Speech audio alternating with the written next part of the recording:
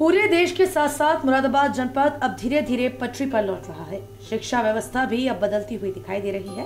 Corona virus के चलते पिछले वर्षों में पब्लिक स्कूलों के सामने काफी समस्याएं आई, मगर अब कोरोना वायरस का प्रकोप कम होने की वजह से अब स्थिति सामान्य दिखाई दे रही है। अब ऐसे में पब्लिक स्कूलों ने एक रणनीति तैयार की है कि शिक्षा का सुधार करने के साथ साथ विद्यार्थियों की हर समस्या का समाधान करने के साथ उन्हें आगे बढ़ाया जाए। मंगलवार को मुरादाबाद के दिल्ली रोड स्थित होटल ड्राइव-इन 24 में Moradabad association of public school एवं नीसा की संयुक्त बैठक आयोजित हुई। कार्यक्रम के मुख्य अतिथि नीसा के अध्यक्ष डॉक्टर कुलभूषण शर्मा का मुरादाबाद के पब्लिक स्कूलों के प्रधानाचार्य ने स्वागत किया। समीक्षा बैठक की शुरुआत अतिथियों द्वारा दीप प्रज्वलित करके की गई। इस दौरान प्रधानाचार्य द्वारा सभी अतिथियों का बुके देकर स्वागत किया गया।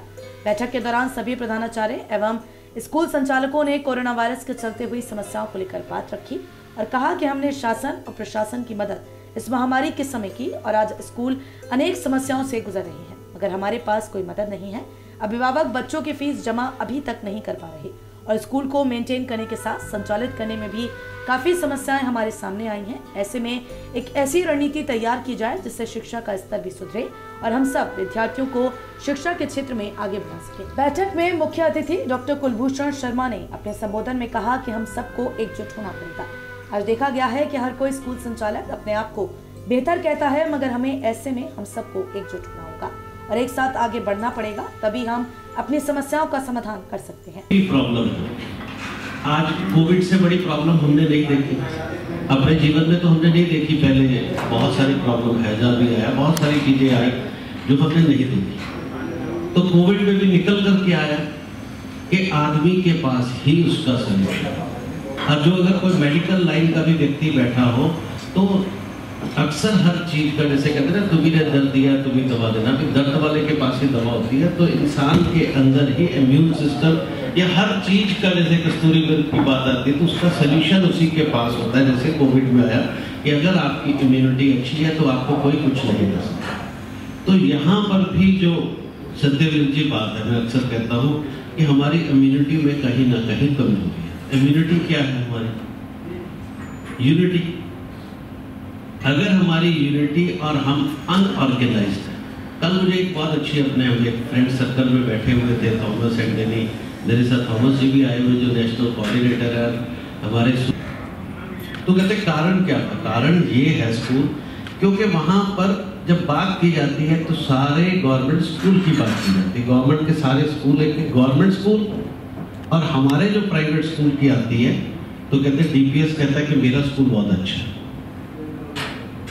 ऑर्गेनाइज तरीके से प्राइवेट स्कूल की बात हम नहीं करते, हम अपनी अपनी बात करते हैं। पूरे शहर में मैं नंबर 1 हूँ, मेरा स्कूल बहुत अच्छा है, यानी कि दूसरे अच्छे नहीं है। शिक्षा सबसे ज्यादा कोविड के अंदर प्रभावित हुई और हमने अक्सर ये बात कही कि जो नई शिक्षा नीति भी है, इस पे भी अभी भी इस पे एक विचार और करने की जरूरत है। जो हमने भी सोचा था, ऐसे नीति निर्धारक भी उन्होंने भी सोचा होगा कि शिक्षा में कभी इस तरह की बात आ ही नहीं सकती। बच्चों का सबसे ज्यादा, जो देश के नागरिक हैं उनको सबसे ज्यादा लर्निंग लॉस है जो गुजरना पड़ा, और जो देश के शिक्षकों को इस समय आर्थिक हानि भी हुई और उनको भी जो है एक जो उनके सम्मान में भी एक बहुत बड़ी गिरावट है। शिक्षा में बच्चों के लर्निंग लॉस में बहुत गिरावट आई।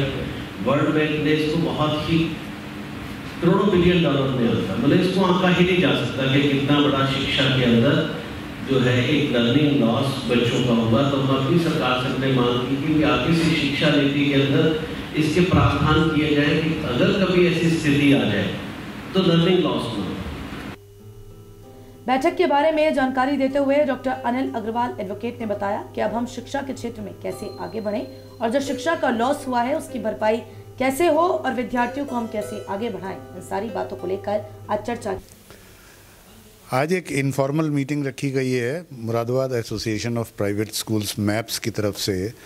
हमारे जो नेशनल इंडिपेंडेंट स्कूल्स अलायंस है, जिसके करीब 75,000 school all over India member हैं, उनके नेशनल प्रेसिडेंट को बुलाया है, डॉक्टर कुलभूषण शर्मा को।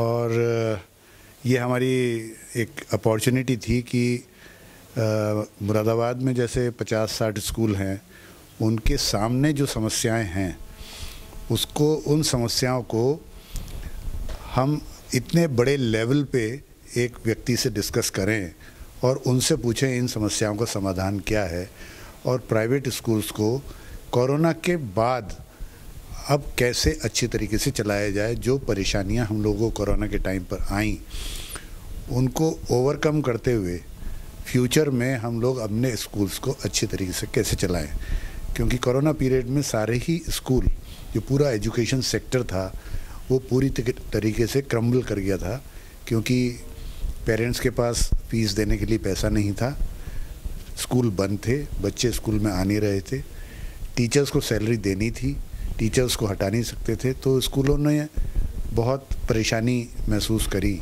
लेकिन अब क्योंकि धीरे धीरे सारा पूरे देश में वातावरण सही हो रहा है और स्कूल्स अपनी राह पे आ रहे हैं, तो हम लोगों ने सोचा कि क्यों ना इनसे थोड़ी सी गाइडेंस दी जाए और देखा जाए कि हम शिक्षा का स्तर कैसे सुधार सकते हैं और कैसे बच्चों के भविष्य में जो अभी पिछले 1.5 साल से एक गैप आ गया था, लर्निंग गैप, उसको दूर कर सकते हैं।